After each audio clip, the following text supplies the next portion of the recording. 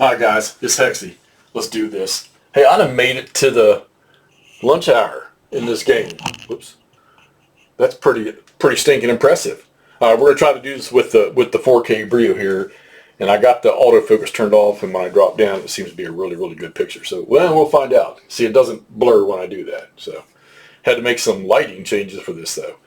Alright. When last we were in the woods in Tennessee, we were trying to push, well, pretty much the entire front line of the Union while we had the opportunity to chase them out with those special route rules.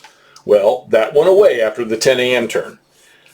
And for some reason, the old Yanks here started to get a little stubborn, okay?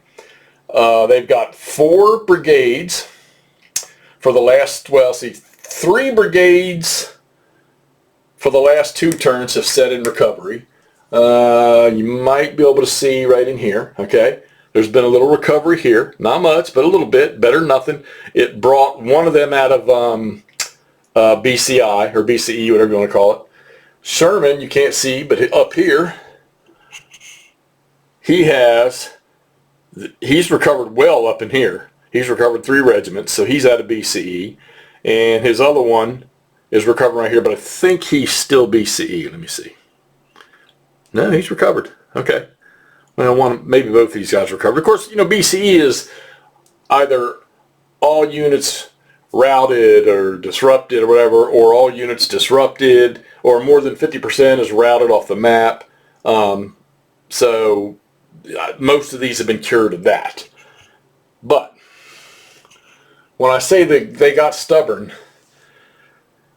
Hardee's attacks pretty much, once McClernand got in, Sherman has not buzzed off Shiloh Church, you can see it. So, much like Nordic Maelstrom, where I heard him saying he was having to shift to have troops help with Cleburne's attack over here, well, this is my plan. I've already shifted most of Hardee's stuff over here and backed them off out of, well, pretty much shooting range for the most part. But this one brigade over here that was on the attack, I can't get them. I've tried to get them out of attack and into advance just so they can move better, and both times I've rolled retain and stand. So I can't get them out of the way because I want Cleburne to roll up through here. I mean, Breckinridge with his boys to roll up through here, him and his poor orphans. So that's not happening as fast as the Confederacy would like. And amazingly enough, the brigades over here, there was no shock combat. That abandons from a previous turn. So they were lucky enough that Bragg's guys over here, Bragg's boys have fought really hard. And they're pushing down into the sunken road there behind the thickets. And they've actually knocked some cannons off. And if they keep this hex, those cannons will be gone at the end of this next turn, at the end of the lunch hour. But Polk is now, once he's come off of that movement along these roads, oh yeah, see my little note there? McClernand was KIA'd on the last turn, so Hare had to take over. Don't know how, and he's got a -1, so Grant's going to have to stay near him. Polk, once he come off his road movement over here, marching into it, trying to get him up here and online, well, that one brigade from McClernand who was only able to activate once because they only had 2 activations, a little slow, but they're trying to get up in here. Prentice's units that were down at Pittsburgh Landing, they're up here now. And the problem is, they're still on assignment because I need to get a brigade leader up in here where I can assign them to that brigade. So either way, they would be out of command, all right? But they're there. They're ready to fight, and they're pretty, well, they're green 7s and green 5, so I don't know. We'll see. The Confederates have a lot of green stuff too. But Polk is fixing to come online full bore over here. But I don't know. Something's got to break if they want to push down to that Pittsburgh Landing. If they want to chase the Yanks off the map over. I don't know how much it would take to push the 6th Division off. Like I say, when their regiments routed, they were awful powerful regiments that are coming back on. Problems are like G3s and G4s for their cohesion. So not much luck in getting them recovered.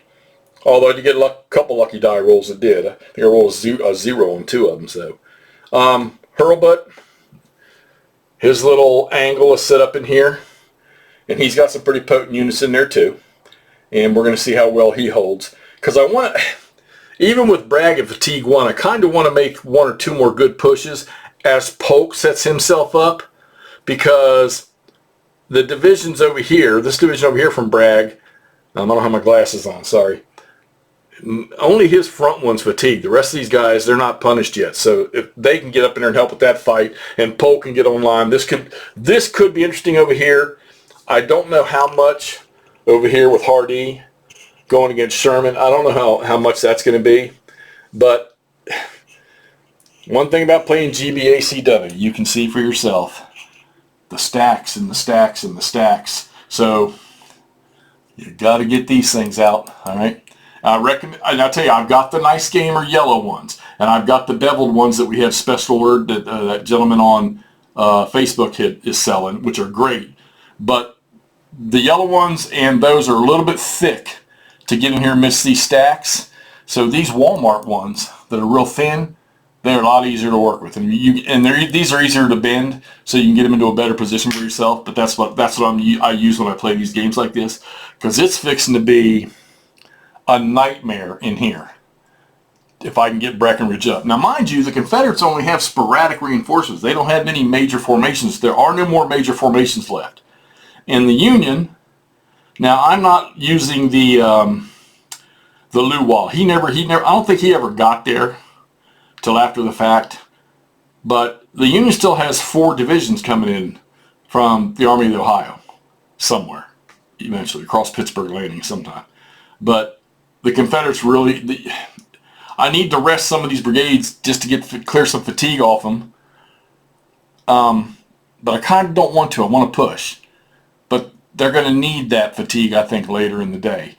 Of course, nighttime, and this one starts at 7. So we've got 1, 2, 3, 4, 5, 6, 7 turns. So we've already played 1, 2, 3, 4, 5, 6. We've already played 7, and we got 7 left to go till nightfall. So it's going to be about the same. We'll see. We'll see how well Bragg's boys hold up, which I say, hey, we'll give a golf clap to Bragg, because he's actually done a pretty good job over there without really much leadership ability. So, all right. So into the woods, Shiloh. We're through. We're into the lunch turn. Everybody's going to break and have an MRE, and then get back to the fighting in the dense thickets. All right. Talk to y'all soon.